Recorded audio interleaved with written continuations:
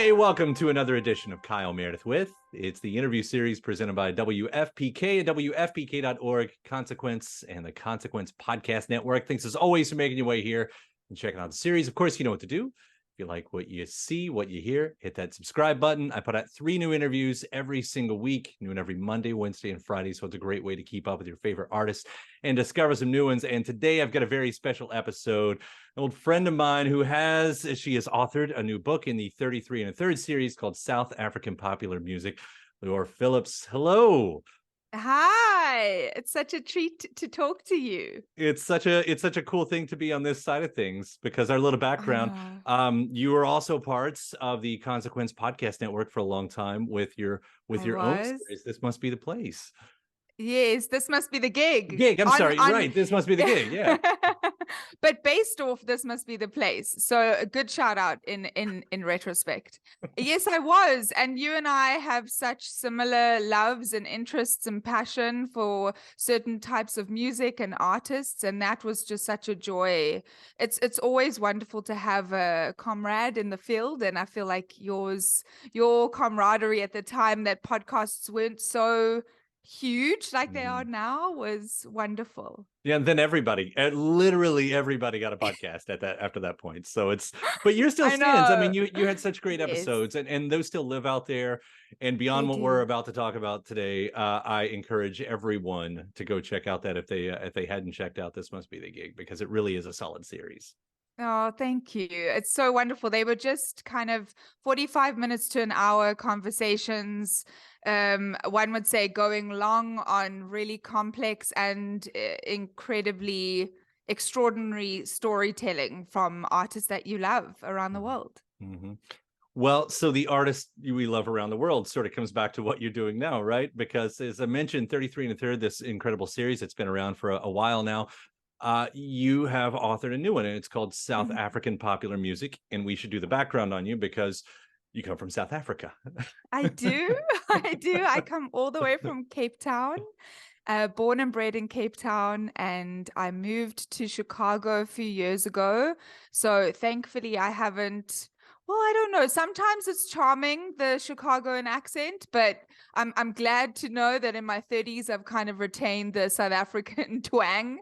So yeah, I'm born and bred and I miss it. I'm terribly homesick, and obviously writing a book about the vignettes across musical history of South Africa made me even more homesick. So you can imagine just sitting there listening to all the music and trying to recount all of the stories from my childhood. Yeah. Well, it's interesting because, as you said, you are telling the history.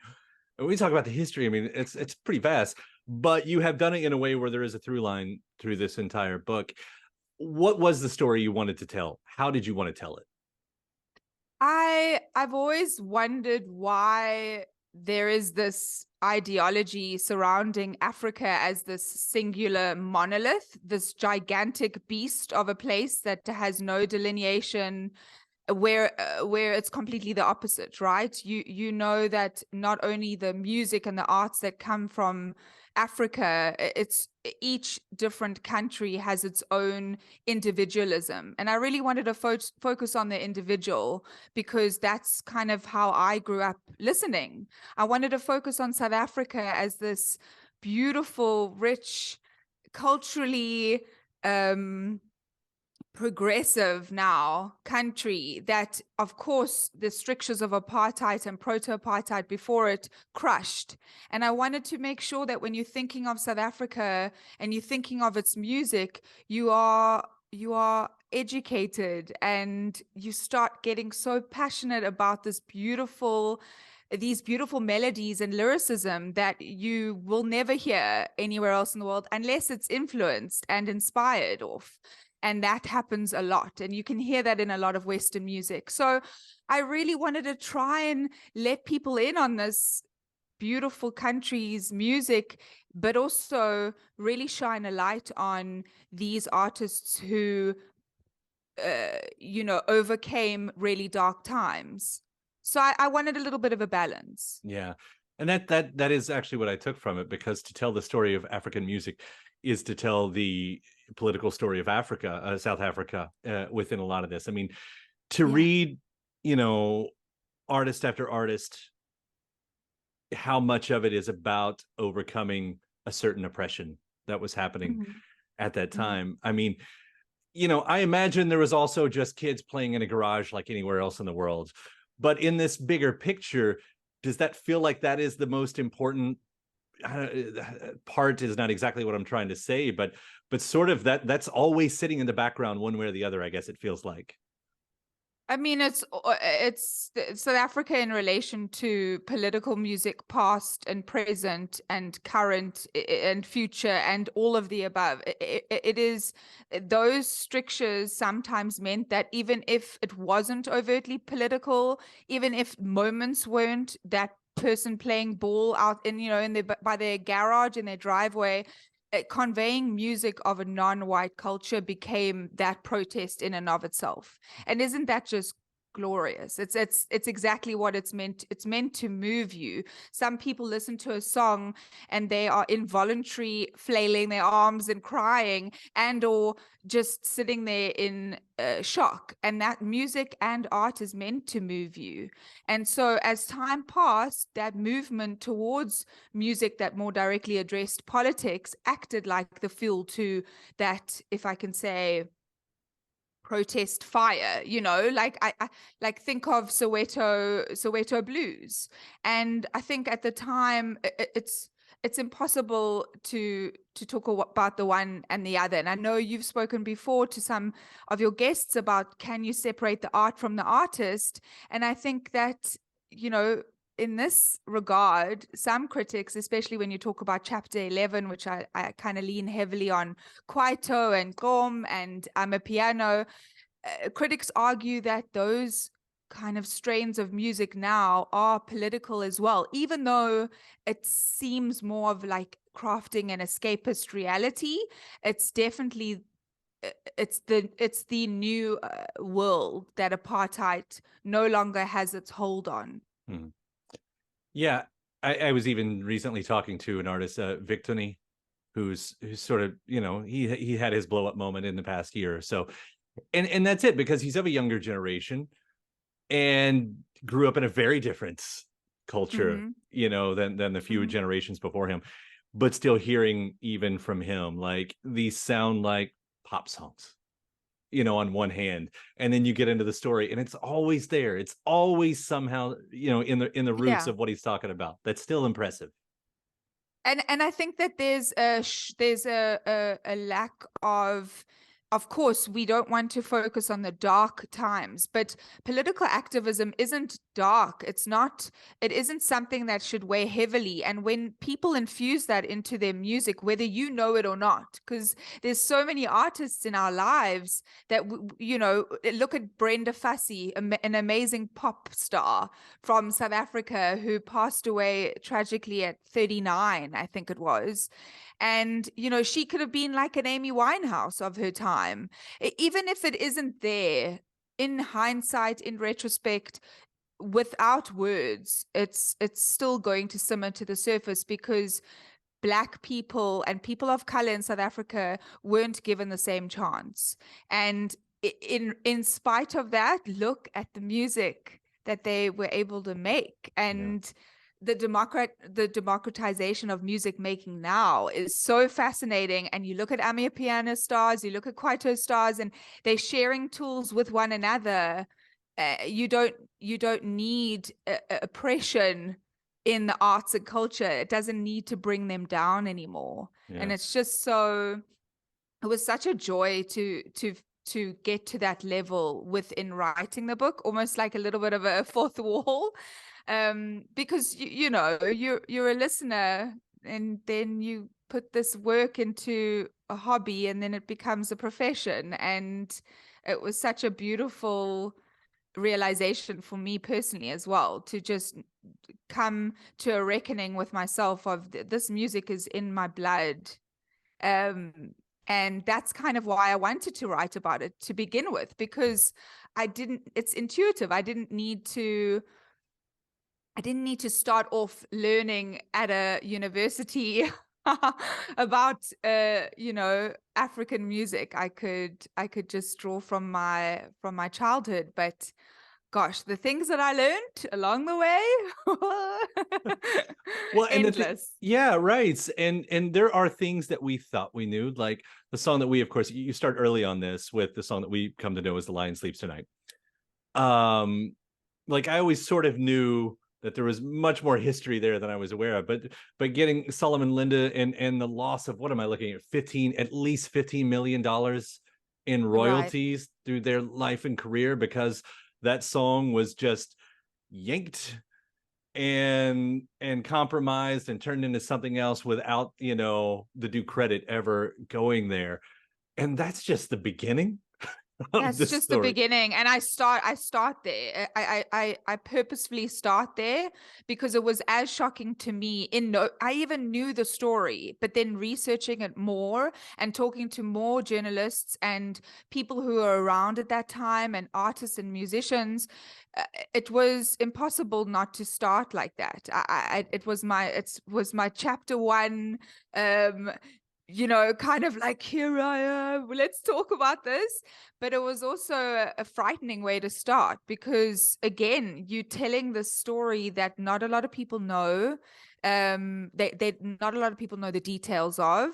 And I always, in terms of reading, I love getting to a book. It's so nice being celebrated as a reader, and that's why I wanted to start there, because I feel like that's celebrating another artist in a moment in time when they were not given the dues that they deserved. And it's just impossible to think of now, but it's happening as we speak to many other artists. And I mean, that song's just incredible. It's just, I mean, that's one of the, yeah, right. the old timers, right? Yeah, that's one of the greatest of all time. And it's Yeah. interesting just to hear even how certain styles come up. We just an example, like we know rock music and sort of how that is birthed around here, and thinking Sure. about how British kids in the 50s and 60s, with the music coming over on boats and everything, and how that ended up furthering rock and roll in that way. Mhm. For South African music and Western music, because in one sense, I guess is what I'm getting to here, is there seems something very insular, which Right. is a great power that it had. Was it being influenced by Western music back then in the same way that the Brits were? Did you find Yeah. that? I love this thought process that you have right now, because I feel like that's the same question I had to ask myself in writing it. I don't know if I have a definitive answer. I think that, like when I have stories of my dad getting smuggled over from his friends visiting London, him getting, tapes of Rodriguez, I'm not sure if anyone's familiar Sugar listening, of Man. Searching for Sugar Man, That's who right. I have the writer and the man who, Sugar Siegerman, who went after to find him. I have him in my book. And you look at all of the ways in which people found music, and it just makes it made me question that. I think it's a two-parter. There's obviously, we have to talk about cultural boycotting, and there were so many structures in place to forbid people to listen to music from outside for no reason other than it was maybe a little bit provocative, it was a little unusual, it was foreign. And also, South Africa is typically quite a religious country. So I think looking at somebody like a Miriam Makeba, who had to flee and seek asylum because she was, a political activist, she started hiding in her influences, and so she was able to take that penny whistle, the tin whistle, and almost mimic it with her voice. Her voice became the penny whistle. So even if anyone might have thought that she was being so influenced, she still brought it around and made it so African. And then as the years went on, more movies were shown, soundtracks came out, the 90s, like Mhm. 90s sound, 80s and 90s soundtracks Oh, of I was obsessed of with it for a while. Just the idea. obsessed. Yeah, right, Just of Africa. It was just and it's what you're talking about at yeah. the beginning here. It's that why we're, for our side of thing, I'm in the middle of Kentucky. It was a magical land and it was I so far always away. forget. Right, Yeah. yeah. And it's like, And because it still is magical and it still is far away, but right. the connection to our spirit, a spirit of a listener, and this sounds cliche as heck, but a spirit of a listener is connected beyond the boundaries. And that's why I absolutely cringe, like my entire body just ugh, cringes up like a pretzel when I hear the term world music, because that romanticizes the vastness of our world, which it is geographically, but we are so connected, Mhm. much more than much more than anyone cares to know. And that segregation was racist and political. And if you are a listener wanting to get into music outside of that Western scope, it's daunting, right? It's in a different language.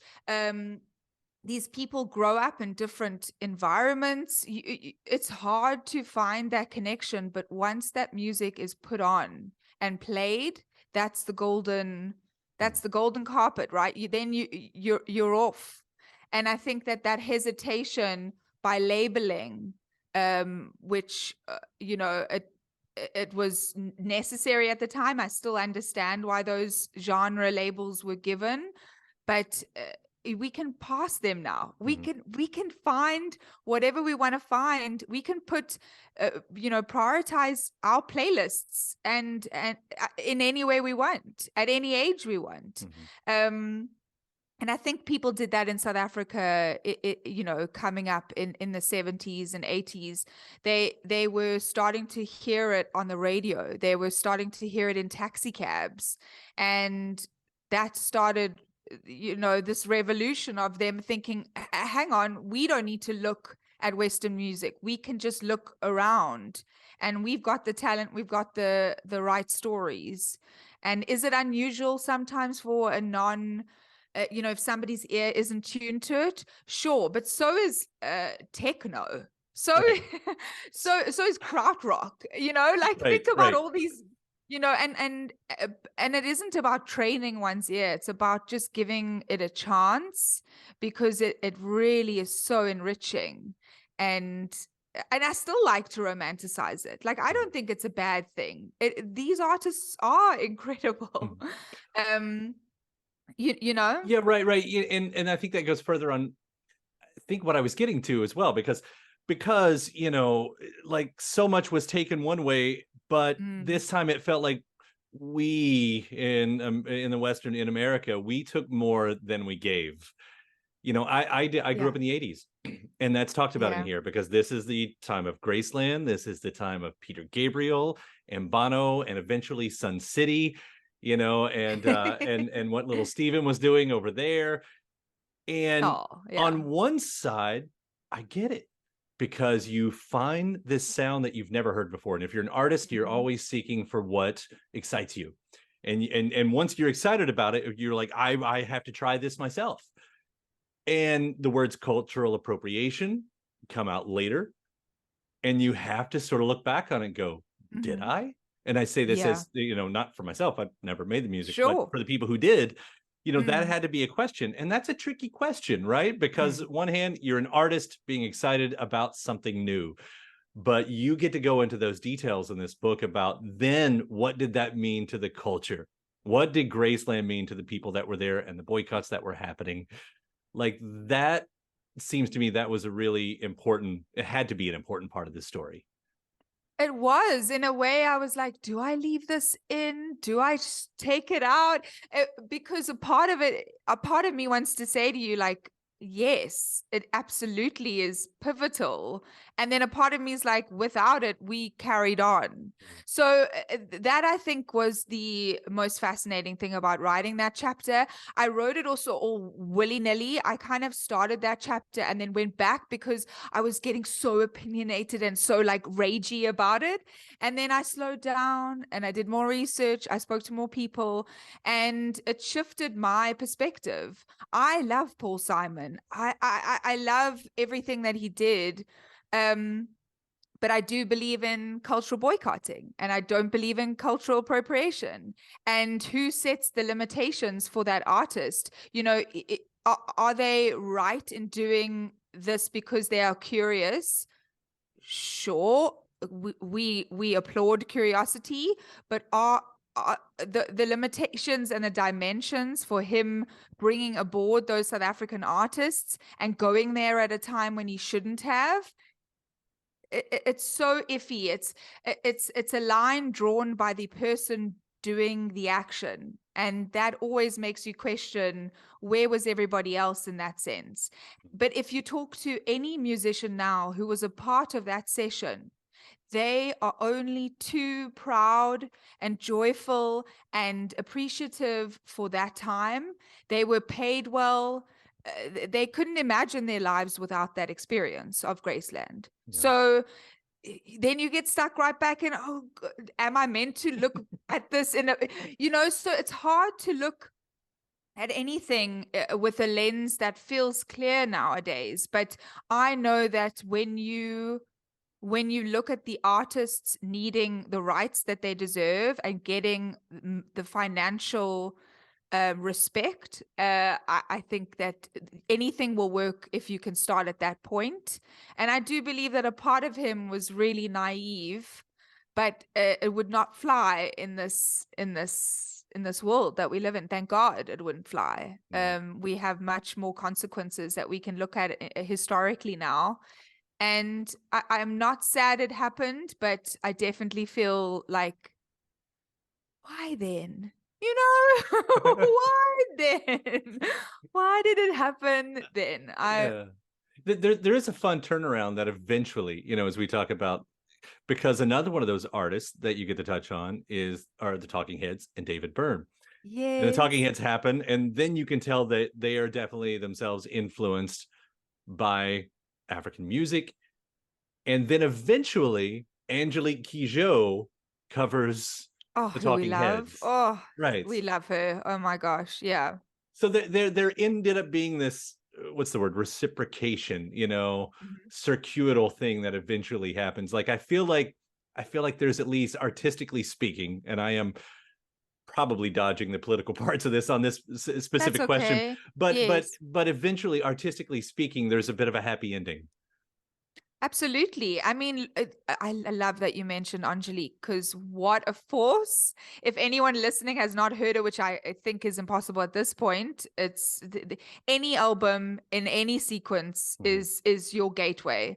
She, when I chatted to her for my show, I spoke to her about this, and that was such a great way into also me writing my proposal for the book, because she has such a beautiful way of seeing something that could actually terrify an artist. She loves Miriam Makeba. She loved the Talking Heads. She was like, I'm going to flip this around and do it in my way without anyone saying it. No one can say a thing. And she has every right to. And I think that she showcases as an African artist, and actually more so an international artist, really. She showcases that you really can be equally inspired, even though I can imagine listening to Western music versus the music from your uncle, playing in the living room is not as maybe enriching for you, but listen, it's all part of a story that enmeshes within and of itself. It's the most beautiful thing to be able to trace this line now, that people have been inspired, then influenced, then turn around, inspire and influence. It's such a it's such a beautiful way to see the industry going.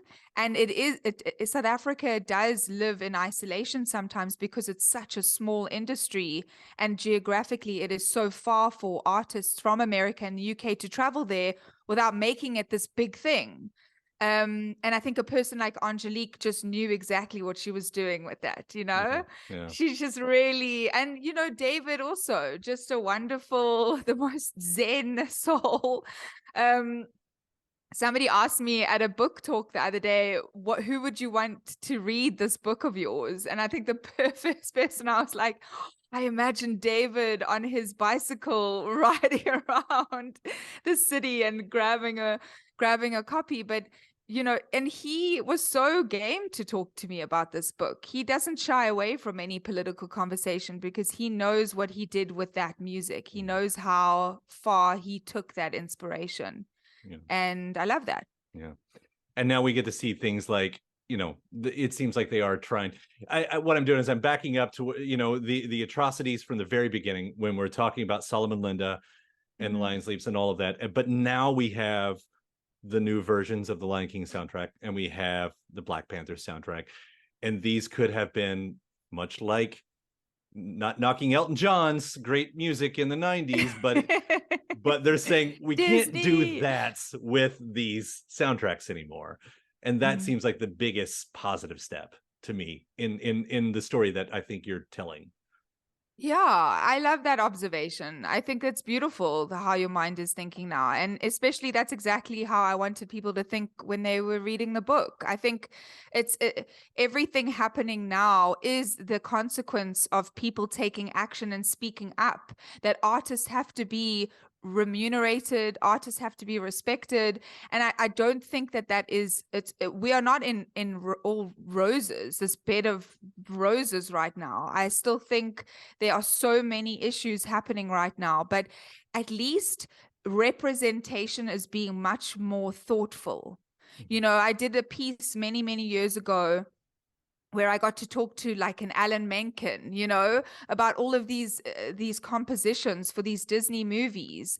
And, and I have him even in the piece talking about how you need to be thoughtful now. If somebody is writing about a character they know nothing about, bring in the people who know that story. There's nothing better than somebody who has lived that story, whether or not it's in the micro level or being inspired for their whole lives. There's nothing better than having that person tell that story.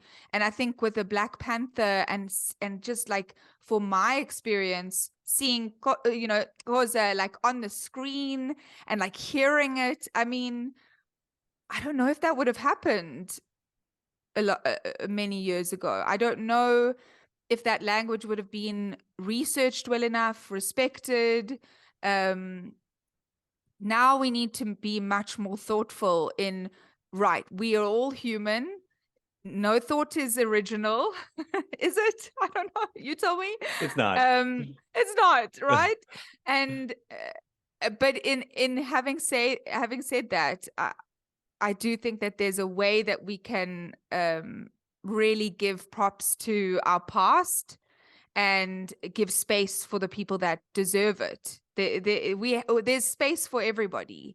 And I think looking at like a Wakanda and the music, and I watched the new one the other day, and it's mind-blowing how African it feels in the best way possible. And that they got the best people on that. And and more common kind of contemporary ideology is also like in a Drake using like an Uncle Waffles, and kind of being in love with this DJ, and then you have a Black Coffee who gets to kind of like an Angelique Kidjo. Black Coffee got to then produce and work on Drake's album. So it's a transparent meeting of the minds in the best way that feels very, very inspiring. Yeah. Well, and I can say the same thing about your book, with this 33 and a third series, because I learned so much from this. So thanks for, just writing the damn thing. Oh God, I'm so tired. And thanks for taking the time to talk about it.